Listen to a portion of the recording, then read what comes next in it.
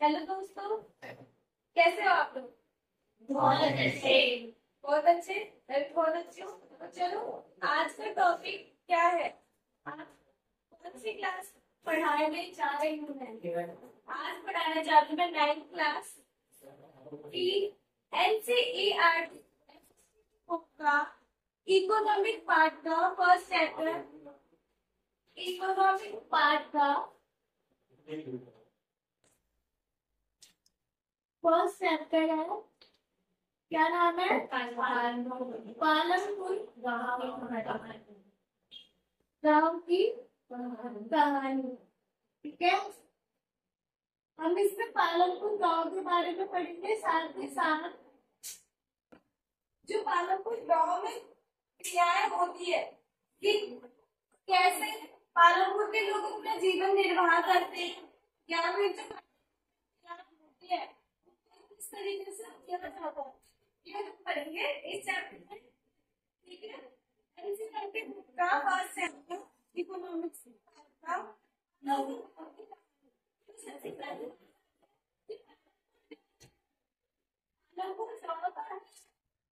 पालनपुर गांव एक काल्पनिक गांव है। क्या है? काल्पनिक गांव। काल्पनिक है मतलब इमेजिनेटेड है। ठीक है, मतलब पालनपुर जैसा कोई गांव है ही नहीं, इस बात का तो कोई प्रूफ नहीं है। बट जो इस बुक में चैप्टर पालनपुर, ऐसा कोई गांव नहीं है। ठीक है, पालनपुर एक इमेजिनेटेड गांव है। इसके बाद पालनपुर पालनपुर से 3 किलोमीटर दूर, पालनपुर से कितने किलोमीटर दूर? 3 किलोमीटर। जो कि पालनपुर के साथ है। जैसे पालनपुर का कांग्रेस से है, पालनपुर जो गांव है उसमें पूरा क्या है, कृषि प्रधान है। तो ये ज्यादा विकसित है, पर जो पालनपुर है बहुत ज्यादा विकसित है। और ये जनसंख्या में भी पालनपुर से बड़ा है। उसके बाद पालनपुर में रानीगंज है, वहाँ पर परिवहन के लिए गाड़ियों को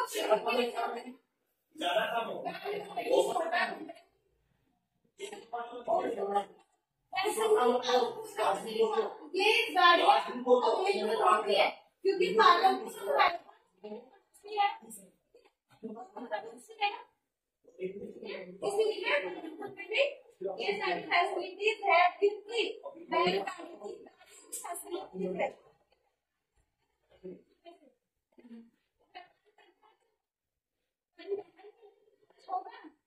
इसीलिए ठीक है। उसके बाद जो पालनपुर है, इसकी जो मुख्य क्रिया है, पालनपुर की मुख्य क्रिया मतलब जो वहां पे सबसे ज्यादा करी जाती है, मेन एक्टिविटी,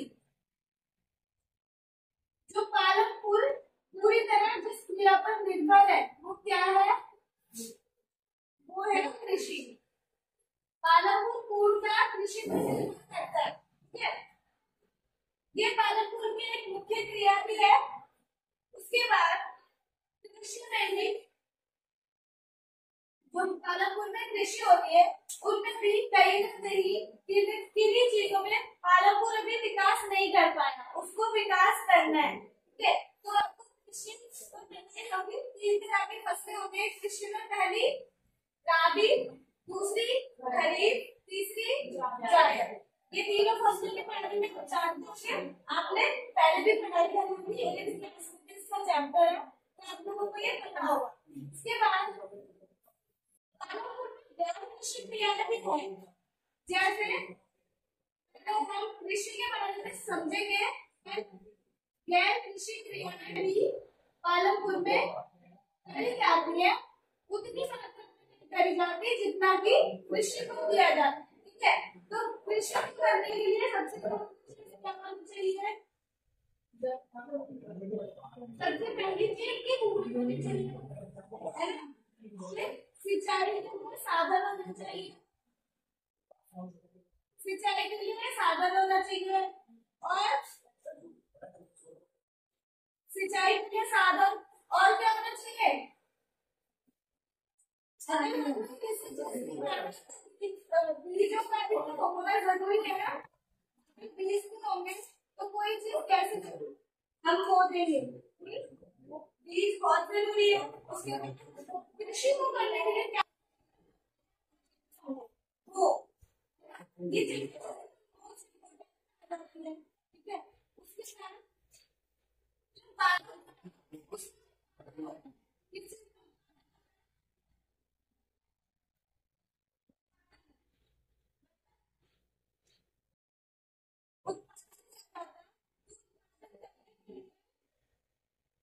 फसलों का उत्पादन किया जाता है। उत्पादन के संगठन भी दिए होते हैं। उत्पादन के संगठन, ठीक है। तो उत्पादन के संगठन कौन कौन से है? पहला, उत्पादन करने के लिए पहली चीज क्या, भूमि। पहली चीज कौन सी होनी चाहिए? दोस्तों कैमरा थोड़ा बंद हो गया था, चलिए फिर से फोकस करते हैं। कैमरा साधन, पहला चीज क्या है? भूमि। हम भूमि होगी तभी तो हम कुछ उत्पादन करेंगे भूमि से। उसके हमने भूमि पर एक वो लगा दिया, लागू कर किसी भी चीज को विकसित करने के लिए, हमें किसी भी चीज को बनाने के लिए श्रम करना जरूरी होता है। पूंजी,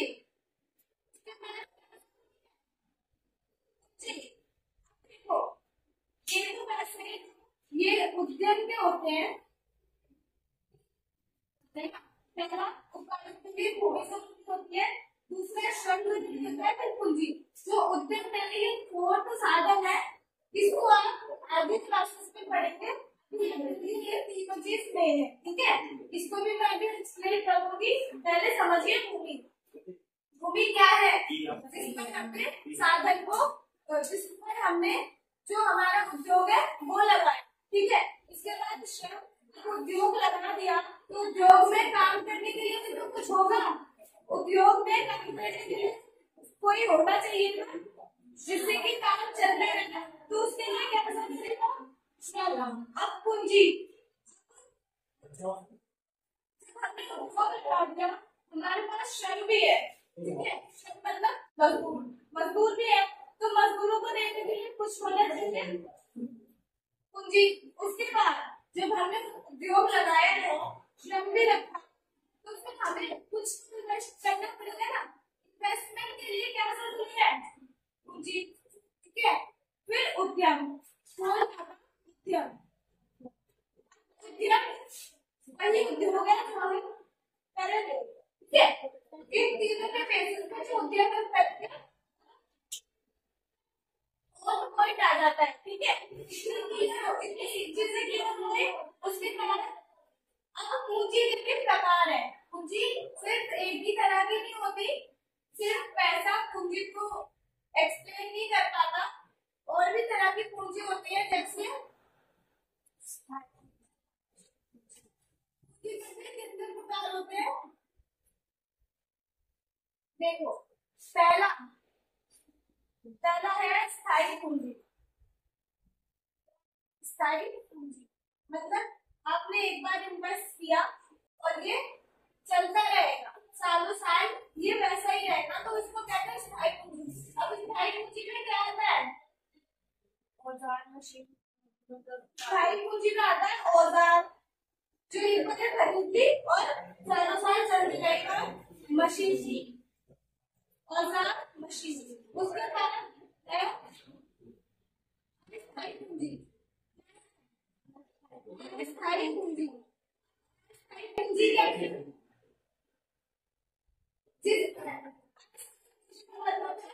हमने दिया उतना हमको मिला, ठीक है। अब जैसे इसका उदाहरण है पैसा, हम जितना मेहनत करते हैं हमको उतना फायदा होगा। दूसरा उदाहरण है श्रम। हम जितना श्रम करेंगे हमें उतना ऐसा मिलेगा, तो ये है अस्थायी पूंजी।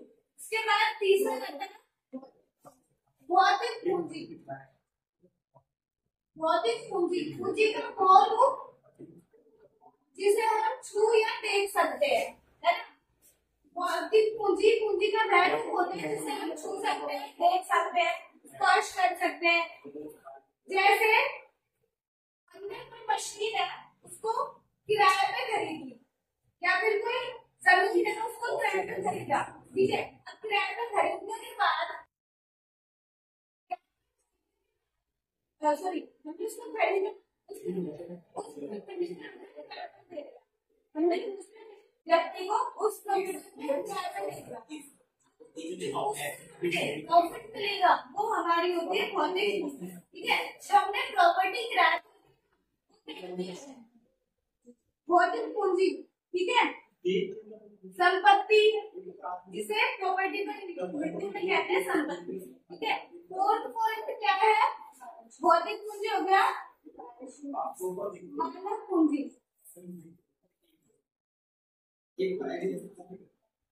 मानव पूंजी, ठीक है।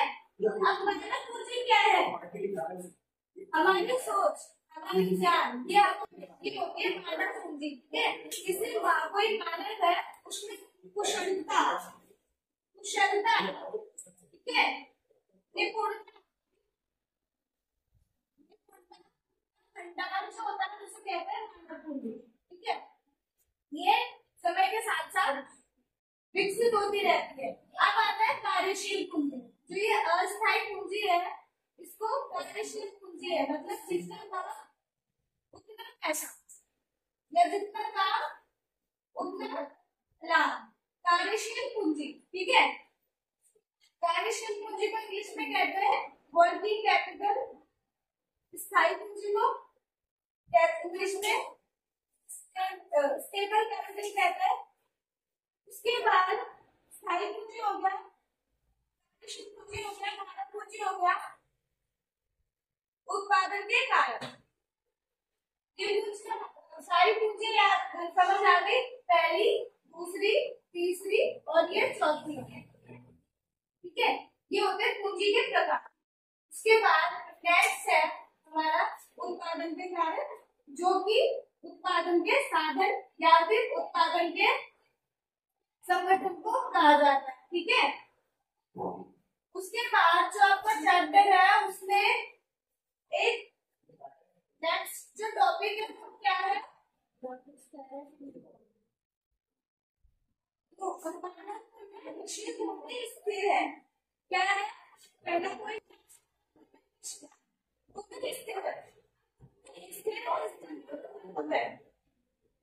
मतलब इसका मतलब ये नहीं कि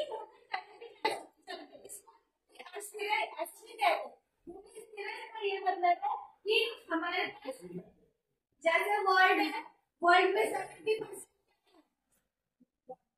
वाटर है और 30% लैंड है, या फिर कह लो भूमि है, या फिर लैंड है, ठीक है।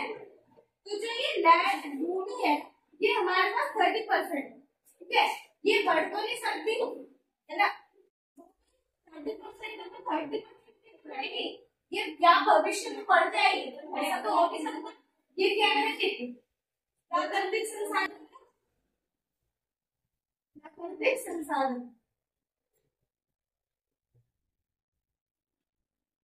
तो इसका बढ़ना संभव है नहीं है, प्राकृतिक संसाधन है, ये कम हो सकती है।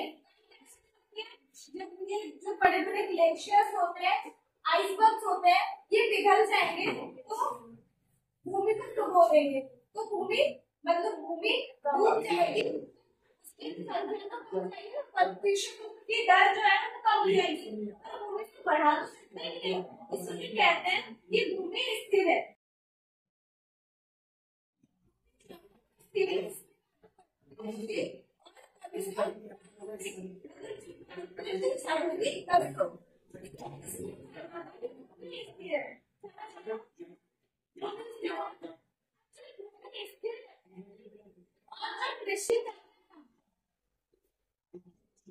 स्थिर भूमि पर जब हम कृषि करते हैं तो हमने किसी भूमि पर कृषि करी, तो हमने देखा कि हमने 2000 घंटे जो है वो फसल उगाई, ठीक है। तो अब हम इसी भूमि पर फसल कैसे बढ़ा सकते हैं, मतलब कि अगर हम ज्यादा फसल उगा रहे हैं तो हमें भूमि जो है वो बड़ी करनी पड़ेगी ना, करनी पड़ेगी।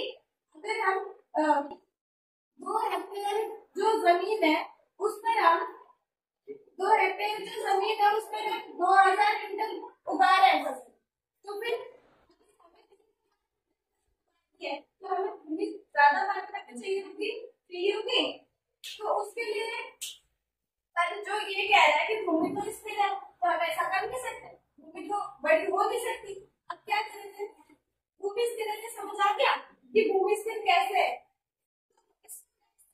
एक क्वेश्चन है कि क्या उसी भूमि से ज्यादा पैदावार मिलने का कोई तरीका है, मतलब कि अब हम भूमि को बड़ा तो कर सकते नहीं है, तो क्या इसी भूमि पर जो ये 2 हेक्टेयर भूमि है इसी पर हम ज्यादा पैदावार कर सकते हैं, यस और नो? यस कर सकते हैं। कैसे कर सकते हैं? HYV सीड्स के प्रयोग से, ठीक है। HYV जो सीड्स होते हैं उनके द्वारा। HYV सीड्स क्या होते हैं? हाई यील्डिंग वैरायटीज, ठीक है। एक तरह के बीज होते हैं जिससे जो उपज होती है, जो सारा होती है वो उसमें वृद्धि हो जाती है। वृद्धि में क्या कहते हैं? उपज देने वाले बीज, उपज देने वाले बीज। समझ आया कि हम उतनी ही भूमि पर ज्यादा मात्रा में कर सकते हैं, या फिर पैदावार को कैसे बढ़ा सकते हैं, HYV सीड के मदद से, ठीक है। HYV जो सीड्स होते हैं मतलब सबने पढ़ा ट्रेडिशनल सीड्स होते हैं जो कि पुराने जमाने से यूज करके आ रहे हैं, ट्रेडिशनल सीड्स।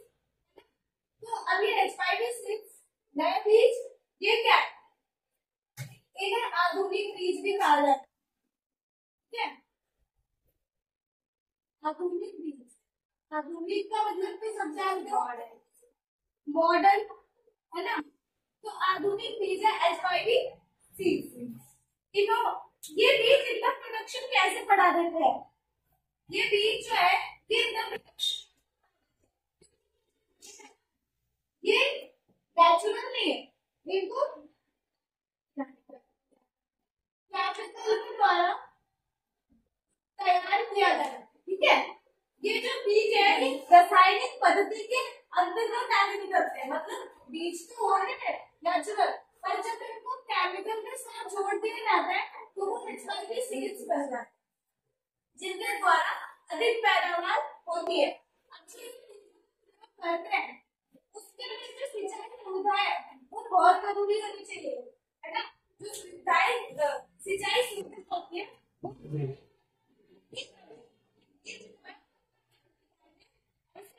नहीं दिखा सकते, काम नहीं आएंगे, ये बीज असफल रह जाएंगे, ठीक है। उसके बाद है इस टॉपिक के बाद आता है कि जो HYV सीड्स है इनका प्रयोग कब से स्टार्ट हुआ, इनका जो यूज है ये भारत में कब से स्टार्ट हुआ, तो 1960 मतलब 1960 के दशक में इन बीजों का प्रयोग किया जाने लगा ज्यादा मात्रा में, ठीक है। बहुत अधिक मात्रा में इन बीजों का प्रयोग किया जाने लगा। अब 1960 में के दशक होगा कि एक क्रांति आई थी जिसका नाम था हरित क्रांति, है ना।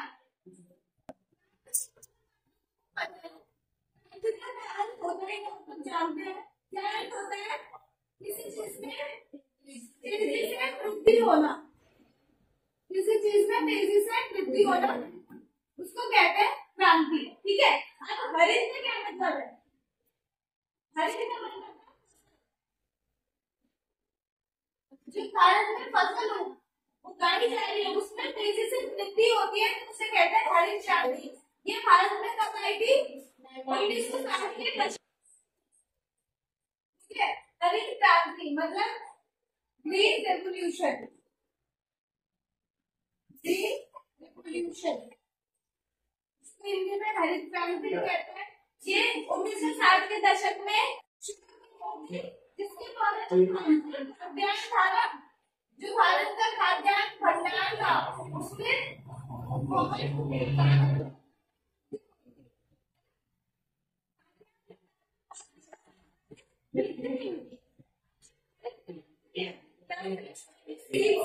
इनको जब हम प्रयोग में लेंगे तो कौन कौन सी बातें हमें याद रखनी चाहिए? पहला, जो सिंचाई है, जो सिंचाई सुविधाएं इनको मिलेगी वो बहुत अच्छी और श्रेष्ठ है, मतलब कि इनको पानी की कमी नहीं होनी चाहिए। उसके साथ इनको इस्तेमाल करने में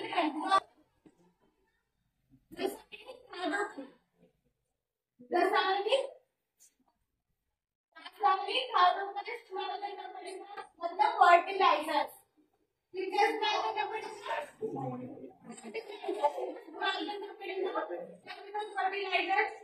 बाद ये इस्तेमाल करेंगे तो एक और चीज बहुत जरूरी है, वो है कीटनाशक दवाइयाँ। कीटनाशक दवाइयाँ जिनसे जो पौधों में कीड़े लगते हैं उसको नष्ट किया जाता है। कीटनाशक दवाइयाँ इंग्लिश में कहते हैं पेस्टिसाइड्स। ठीक है, इन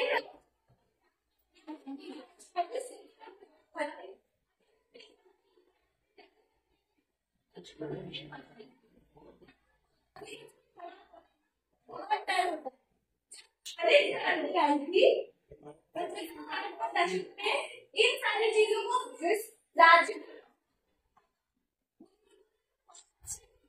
बहुत वृद्धि करता है, पर राज्य है उसमें परिणाम नहीं देखे। ठीक है, हरित क्रांति के कहाँ पर अच्छे परिणाम है, कहाँ पर नहीं है, ये देखो। तो सबसे अच्छे परिणाम सबसे अच्छे परिणाम भारत के पंजाब में जहाँ पर सारी चीजों को ध्यान में रखा रहा था। ठीक है, और पूरे ध्यान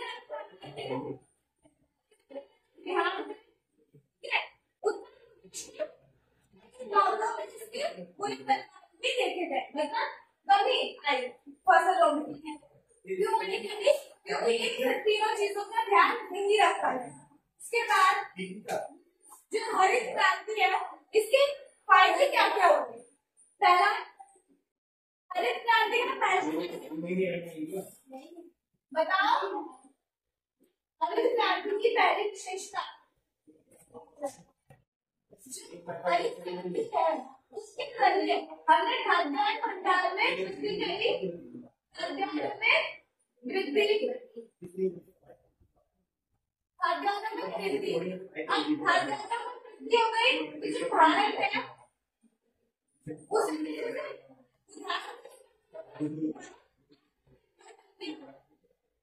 भारत ने विश्व कर दिया के मामलों से।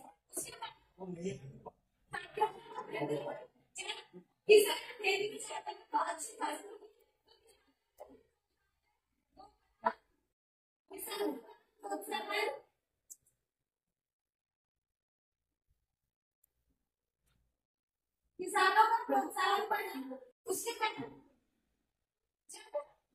किसानों ने देखा कि फसल जो है वो बहुत अच्छी हो रही है, बहुत अच्छी पैदावार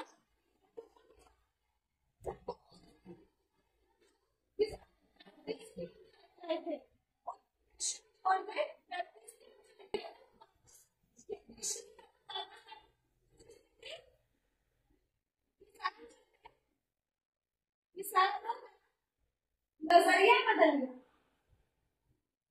किसानों में नजरिया बदल गया कि पहले जिस काम को छोड़ के गए थे अब वो उसी काम को करते हैं।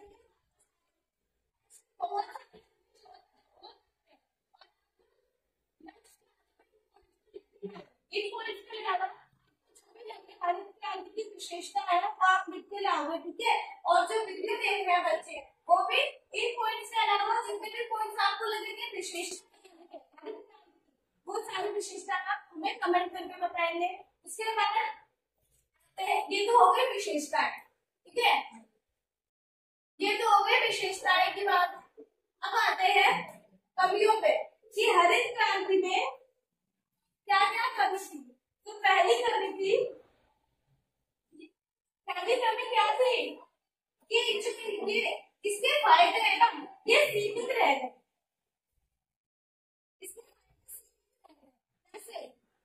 ऐसे सीमित रहे क्योंकि जहां पर बहुत अच्छे वो दिखाया, परिणाम दिखाया, वो तो ठीक है, पर जहां पर इन्होंने इस क्रांति में कहीं कहीं पर बहुत बुरे परिणाम भी दिखाए, मतलब जहां पर इन्होंने बुरे परिणाम दिखाए इसीलिए ये सीमित रह गए कि इनके परिणाम कई जगहों पर ही अच्छा है ना। उसके बाद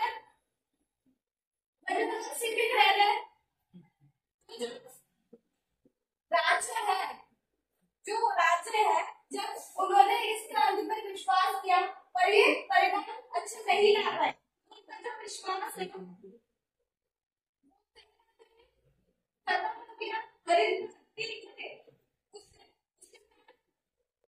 रोजगार में कमी आई। अब जो किसान वापस इसकी तरफ आए थे, हरित क्रांति के कारण कृषि की तरफ आए थे, वो फिर से बेरोजगार हो गए। कैसे हो गए? क्योंकि यहाँ पर अच्छी परिणाम आएगी तो वो लोग बेरोजगार हो गए। उसके कारण जो हरित क्रांति थी ये कहीं ना कहीं सीमित फसलों पर काम करती थी। किसके फायदे? सारी फसलों ये सबसे ज्यादा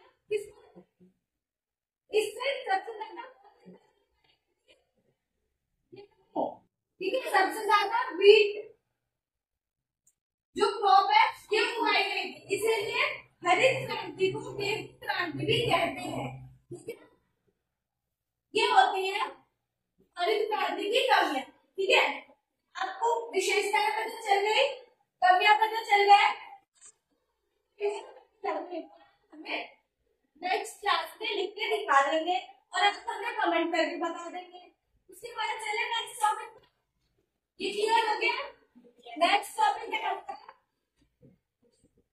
क्या धारण कर पाएगी।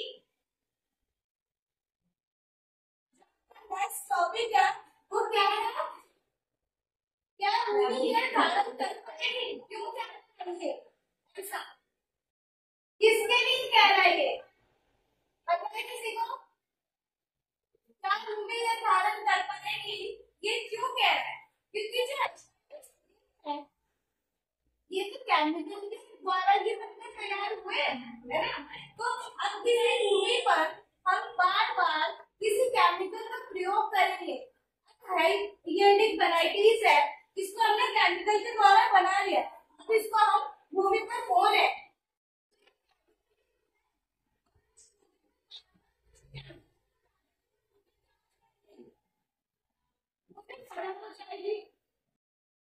बंजर हो जाएगी है ना।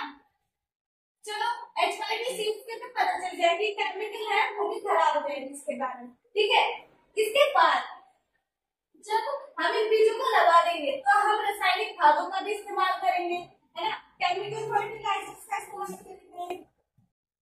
इतनी बातें समझ आ गई? भूमि क्या ये धारण कर पाएगी या नहीं कर पाएगी, ये सारी चीज हम अगली क्लास में डिस्कस करेंगे बहुत अच्छे से। ठीक है, आज के लिए तुम लोग इतनी चीजें समझो, उसके नेक्स्ट पार्ट में अगली वीडियो में मतलब कि जब हमारी नेक्स्ट वीडियो आएगी 5 सेकंड तो हम उसमें इस चैप्टर की बाकी की जानकारी देंगे। ठीक है, आज के लिए इतना ही आप लोगों के लिए, और आप लोग तब तक नेक्स्ट वीडियो का इंतजार करिए। मिलेंगे नेक्स्ट वीडियो, तब तक के लिए जय हिंद।